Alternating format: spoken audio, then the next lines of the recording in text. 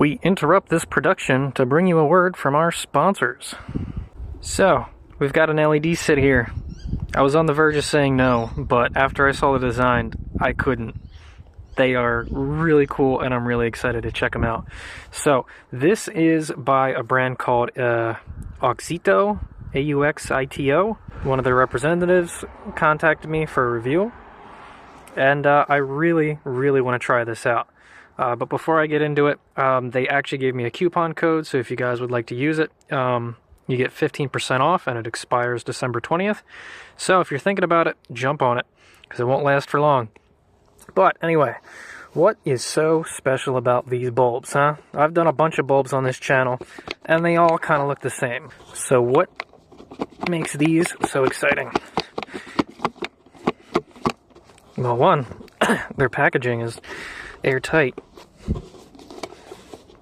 But these are what I would call the first replica style of LED bulbs.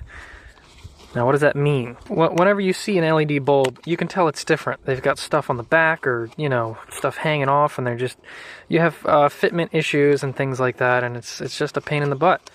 So, take a look at this bulb here. It is a 1-to-1 replica of an H4 bulb. Everything about it, the design, the connector, the length, the LED placement, everything is designed to look exactly like a stock H4 bulb. This means there won't be any fitment problems. You can use your original dust boots. You know, you won't have to worry about taking measurements or wondering, is it going to fit? Is there going to be enough clearance behind it, in front of it, in the housing? No siree, Bob. This bad boy will just work. And I think that is cool as hell. I've never seen something like that before, so I'm really excited, because that means I could use these in the Jeep for once. You know, there's not a lot of room behind those headlight housings. So this would be the ticket for a regular LED in a conversion housing. That's awesome. So yeah, how could I not say yes to trying these out? I'm super pumped. So, stats. Most of the usual stuff. You got your normal 6000 K color temperature, so that's, you know, white. These are 40 watt bulbs a piece at 6,000 lumens a piece. So this is a 12,000 lumen kit. That's pretty damn bright. This is brighter than what most kits claim to be. Now, is it going to show as much as it, you know, talks? Well, we'll find out. It's got a cooling fan inside, which I'm, you know, excited about, because with the brighter LED chips means more heat, and you got to get the heat out of there or they burn out. I don't care what kind of hours they quote on the actual LED chip themselves. If they don't have proper cooling, they're going to burn out if they're bright. So, you know, that's important. I'm really happy to see that. And they got special circuitry in here to prevent interference. So I'm excited about that, because that's about the only downfall I've ever had with the newer LED bulbs, is they create radio static. So at night you can't pick up some of your farther stations. But yeah, that's about everything on this guy. Everything you need to know. So I think it's time to check the fitment and do some comparisons, So I was able to dig this guy out. So this right here is the stock seal beam look right here, but these are H4 conversion housings. So what that means is it's got a dust boot and a housing, so you can actually use regular bulbs in here. Tell me that's not cool, eh? So here we got a regular boring bulb, and here we have an awesome LED bulb. Fits in there. We don't have to mess with any, you know, housing adapters or connectors or any crap like that. Oh no. Well, I kind of see an issue here already. So I guess it's not a 1-to-1 for every style. These ones have a bit of a deep dish in them, and this style retainment ring is not really that, not set for that kind of deep dish. We might be able to force it in there, but we can get it. I'm just going to need two hands. But, okay, so it's not a perfect, but, you know, for the size constraint that they're working with, if you saw everything that was inside these bulbs, I'm still impressed, you know. They fit an entire fan, you know, all the regulation circuitry and all that stuff inside this housing. The design is very clever. So I will give them points for at least trying. So I want to try to, break it down and show what you should look for, when picking an LED bulb. Because a lot of people get these goofy style housings right here, the built-in LEDs that have all the weird things. And I like this as an appearance thing. It looks really cool, but the beam pattern itself sucks major butt. The high beams are trash. The low beams kind of scatter a little too high for my comfort, so I have them turned down to save other people's eyes. But, that means that I'm getting less visible light on the road on my end. So, yeah, with the conversion housings, they're, designed to have a proper pattern. Actually, let's throw them in and check the radio interference. Okay, so it seems like the weather right now is really good for radio reception. So I found a station that you can kind of hear, but obviously it's a little too staticky to listen to on its own.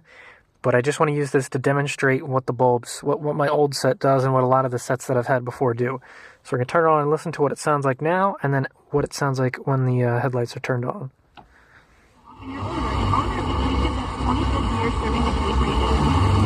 Alright, so you can tell it's kind of shitty, but you can still make it out. So now let's turn the headlight on. Now I can't even understand it. It's just completely garbled. It comes back and it sounds more like audio.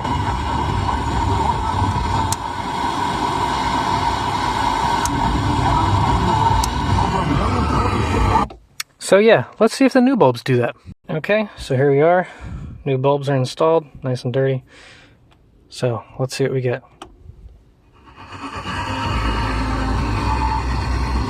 So here's a reference. Holy cow! Look at that! They finally fixed it! Oh man, you gotta be kidding me!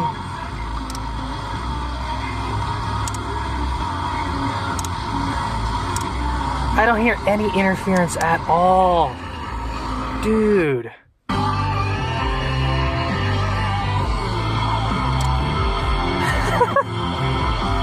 Yes! Oh. Dude, this is a winner in my book right now just because of that. Oh my lord. That is such a godsend. They finally fixed the interference issue. Thank you so much. Oh man, I am excited. That was literally the only downfall. Like the only downside that I saw to the LEDs. Like sure you can't use the rubber boots, but whatever, I didn't really care about that. But the radio interference, man, I like my music. Oh man. That is sweet. That is what I like to hear. I am super pumped about these bulbs, man. I can't wait to see how they perform. Alright, as promised, it is dark out. But I'd like to make this a bit more scientific than some of my other videos. So we are going to do this properly with a garage. And yeah, we're going to look at the difference between a couple different beam patterns.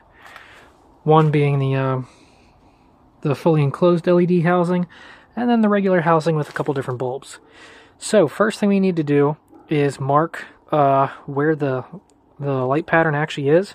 And first I want to make sure that the lights are all properly adjusted before I compare them. So from what I read online, you just make two different marks. So you'll make a horizontal mark at the middle of the beam and a vertical mark at the middle of the beam. And then we'll back up 25 feet. And then you just want to make sure that the cutoff right here is not above the that line. So our tape marks have been made. Now because of this type of LED, the center of the beam is the center for both horizontal and vertical. So we have ourselves a nice little X. In other style beams, you might have something where the middle of the hot spot is lower and the vertical's, somewhere not in the center of that. But anyway, next what we're going to do is park the vehicle 25 feet away. So if you're curious, it's that far away. So looking at the video, I can clearly see that the hot spot of mine is actually fairly low. But again, like I said, I wanted to be conservative because I was worried that the glare of these LEDs were going to get in people's eyes. So it's good to know that, at least they were pointed a little lower. But anyway, I'm going to take some photography, all locked at the same exposure so that we can see the difference both in brightness and beam pattern, and give you a comparison. Alright, to try to make all these pictures fair, right here we've got a Nikon D5500 with just a stock kit lens. And our settings are as followed. We are on full manual mode, so we are locked at 100 ISO for the best color reproduction, lowest sensitivity. The f-stop is locked at 5, so just somewhere in between. Then the shutter's just somewhere around middle, so we're running with 1/2.5, however you would say that. But it's a relatively long shutter. So anyway, yeah, that is our first beam pattern that's been kind of adjusted. The goal is really to get the hot spot to be about 2 inches below your tape level, and the centers of the beams to be about center as far as vertical. You know, you want the vertical to be aligned and the horizontal to be down about 2 inches, but you should probably check with your car manufacturer because sometimes they do differ. On our wonderful Jeep Cherokee over here, we have 2 adjustment points. So if we come in, there is a large screw right in the middle. That is our first adjuster. The ones on the outside mount the housing. Same for the left. You can see the cutout there, so you can actually get to it. But we have a bolt screw somewhere in there. It's behind the broken plastic. So adjuster screw there. And that'll adjust your left and right. So we'll just do the comparison of one bulb for now. So next on the cutting block is going to be our standard H4 bulb. I'll have to look later to see exactly what kind this is, but I think it's a Sylvania Silver Star. Not an Ultra, but the step below. So it's probably the brightest one that's worth buying. Because the ones that are brighter than this burn out twice as fast, and it's not that much brighter, so it's not worth it. But anyway, as you can see, our beam pattern's a little lower now, so I'm going to tilt that up so that we have a fair comparison between all the bulbs that go into that housing. Now, one important thing I did forget to do, that I'm doing now, is for the halogen, I am going to have the engine running. That extra voltage does help the halogens, but the LEDs are regulated to like 10 volts anyway, so it doesn't matter whether it's on or off. Alright, so next up is going to be the LED, and I'm going to use a known bulb that I know has a terrible pattern, just due to the LED construction. Those giant domes on top mean that the low beam actually scatters into the high beam glass, and it makes it look like your high beams are basically on all the time. So that's why part of picking good LEDs is finding ones with flat chips that don't have that big dome on them that'll scatter the light and look terrible. So I recall the low beam is supposed to point up, so if you notice with this, the collar gets installed first, a little adapter ring. That way you can push the bulb in and it'll actually fit. Because it's really hard to get that clip around the giant fans and all that. And that's just something that's always been an issue with LED technology. They're so big that doesn't really doesn't fit well.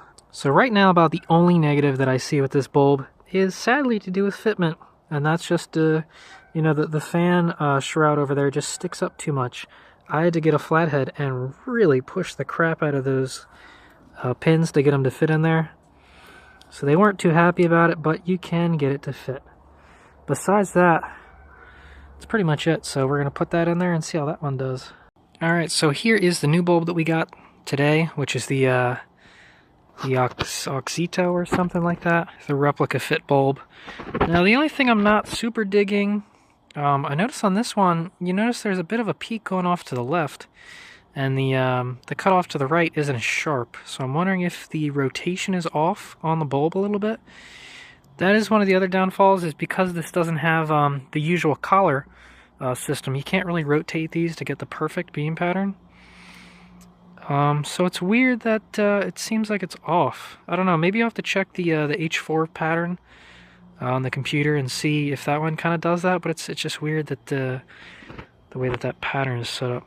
Alright, so here's the high beam. It is very comparable to the halogen, but it seems like it sits a little lower, if I'm not mistaken. Again, we'll be able to tell a lot easier on the computer when we compare them. It is nice and bright. It's not super high. I don't know if I'm just weird, but I like when my patterns are nice and high. Okay, so now what we got here is a combination of the two. So on the right is our H4 housing with the new LED, and on the left is our just complete replacement housing with the LEDs. So they're kind of in between. The left side it's more like washed out. It's not as sharp. So it's a little hard to see. Maybe if I walk in front of them, we can get a good difference. So, ready? Here is... Okay. So that is just the aftermarket headlight. That's both. And that's just the H4 conversion. So look at the difference in beam cutoff. You know, considering the other one is like all washed out. You see we get stuff all the way up at the top too. That's the thing that I don't like, is the spill. Look at how much spill is up there. That is everything that's shining in people's eyes. It's not super bright, but it's enough to be annoying. Every time you pass someone, you're like, oh, look at that asshole with his freaking bright lights. That's what causes it. It's all that spill. Let's check the high beams. So now you can see that the high is definitely high. This one, it's got a spot on it. So now you can see that that is the regular H4. That is the conversion. And then that's just that one. So yeah, I don't know what to say about them. You can tell that the new one is definitely it has a much more focused high beam pattern. That's interesting. I'll take a picture of that and yeah, see what we think.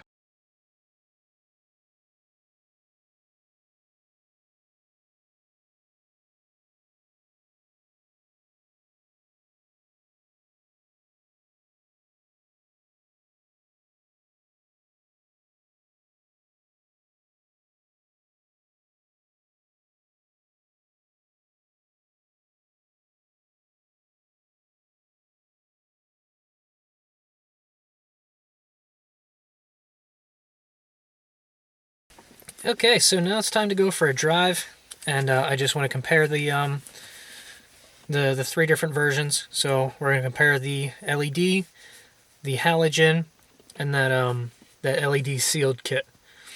So I do want to note one thing, is that the halogens might look pretty good because it's using good bulbs. If you're using the factory stock beams that aren't an H4 conversion, like it's just the regular sealed beam and it's like the Extra Vision or the cheapo brand, yours are going to be even dimmer than the halogen shown here. So this is one of the better halogen setups you can get.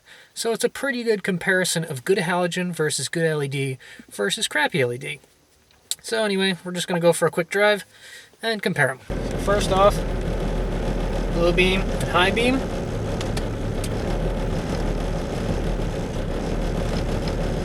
Low beam versus high beam. So that they were pointing closer to the optimum pattern that they should be, at least to stay out of driver's eyes. But yeah.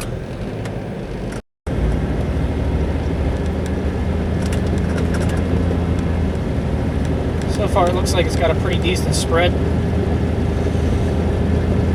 I don't see any majorly overly, I don't see any super hot spots.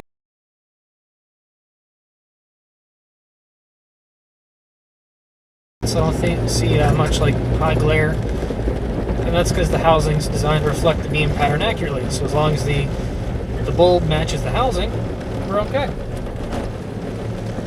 So here's the stop sign, here's low beam, and there's high beam, so that's a really far distance.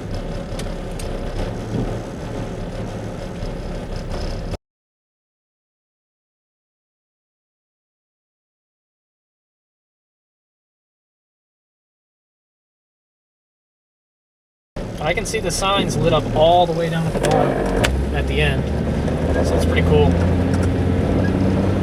So when we get to the first street lamp, turn our high beams on.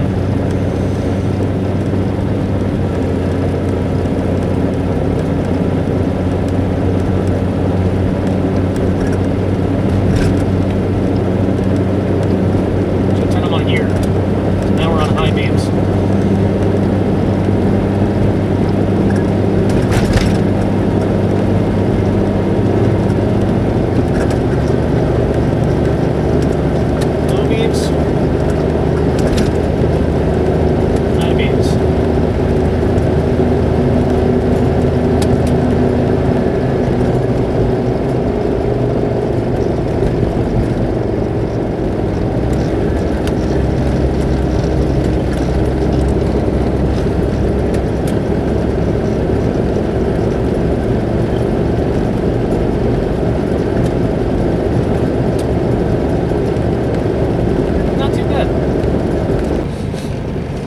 I mean, this pattern compared to the H4 housing, it's a little hard to say. It is very smooth, you know, there's not really hot spots or anything. It kind of tapers out. The biggest problem with it is just like the cutoff at the top end is just so butt. And when you see these high beams, you freaking laugh at them. Look at these stupid little things, huh? What do you got to do with that? It's useless. Problem is you need the lights turned up so far to get the high beams to really work. Like, too much of it is right in front of your face and it blinds your vision, so you can't see it farther down. It drives me bonkers. Whatever. That's the price of being... That's the price you gotta pay for looking cool, right? But yeah, the high beams on these are borderline just not worth using.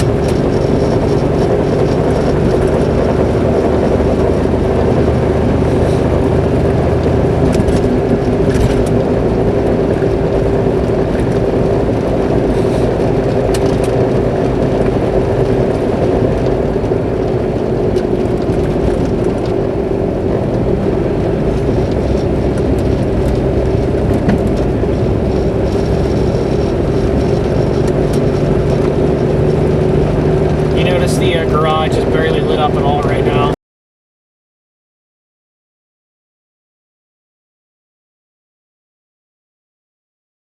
I mean, it is. It's lit up, but so is the road in front of you, so it doesn't really... This thing needs some serious beam changes. That's the biggest problem. If the beams were aimed differently, I'd love them a lot more than I do right now. Right now, they're... I don't even know if I can call them tolerable.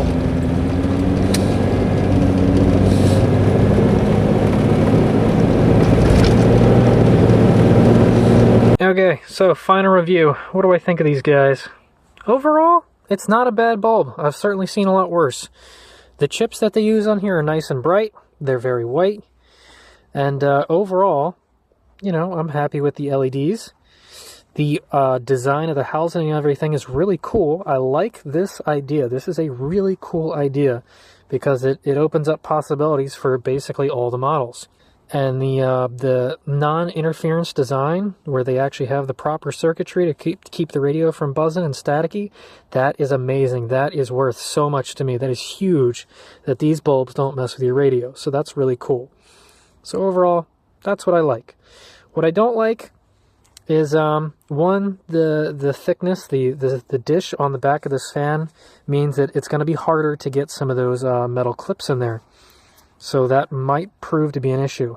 Also, the dust boots will fit, yes, but they will also be blocking all the airflow, so you still probably don't want to use them.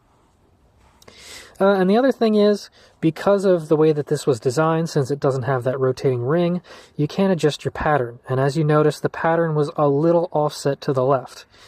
So I wasn't super happy about that. So if they could figure out how to make this dish a little bit deeper and add a ring that you could rotate and adjust the LED or something like that, this would be spot on, amazing. I wouldn't have any complaints because the brightness is good, the overall design is good, and the non-interference is great.